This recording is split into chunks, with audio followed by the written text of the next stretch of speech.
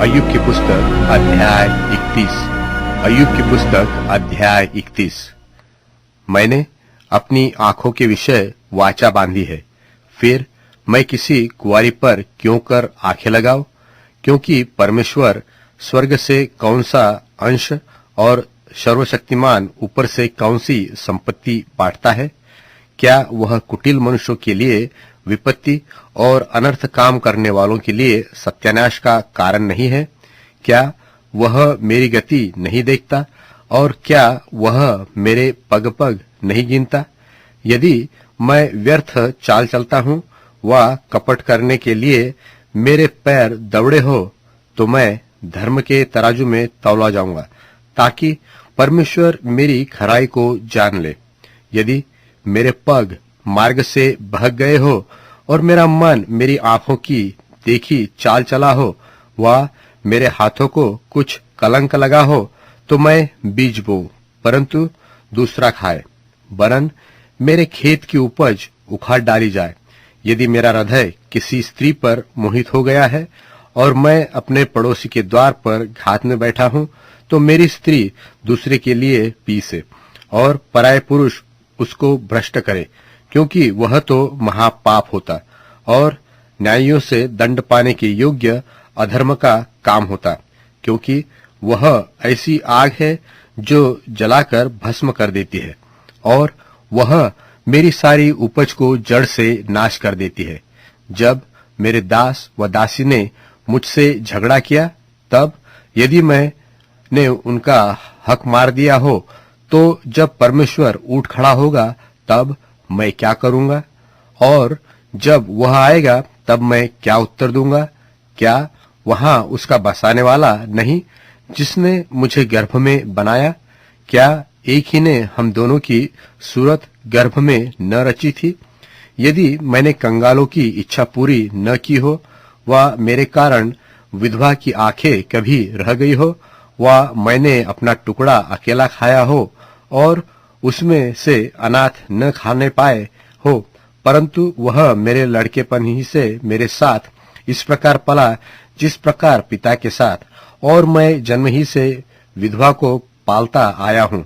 यदि मैंने किसी को वस्त्रहीन मरते हुए देखा व किसी दरिद्र को जिसके पास ओढ़ने को न था और उसको अपनी भेड़ों की ऊन के कपड़े न दिए हो और उसने गर्म होकर मुझे आशीष न दिया हो, व यदि मैंने फाटक में अपने सहायक देखकर अनाथों के मारने को अपना हाथ उठाया हो, तो मेरी बाह पखौड़े से उखड़कर गिर पड़े और मेरी भुजा की हड्डी टूट जाए, क्योंकि परमेश्वर के प्रताप के कारण मैं ऐसा नहीं कर सकता था, क्योंकि उसकी ओर की विपत्ति के कारण मैं भयभीत होकर थरथराता था।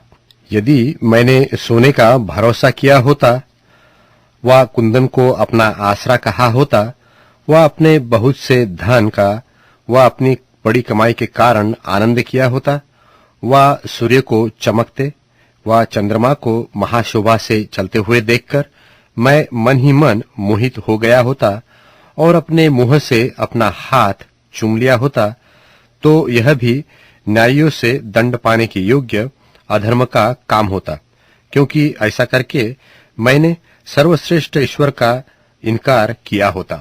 यदि मैंने अपने बैरी के नाश से आनंद किया होता व जब उन पर विपत्ति पड़ी तब उस पर हंसा होता, परंतु मैंने न तो उसको शाप देते हुए और न उसके प्राण दंड की प्रार्थना करते हुए अपने मुंह से पाप किया है।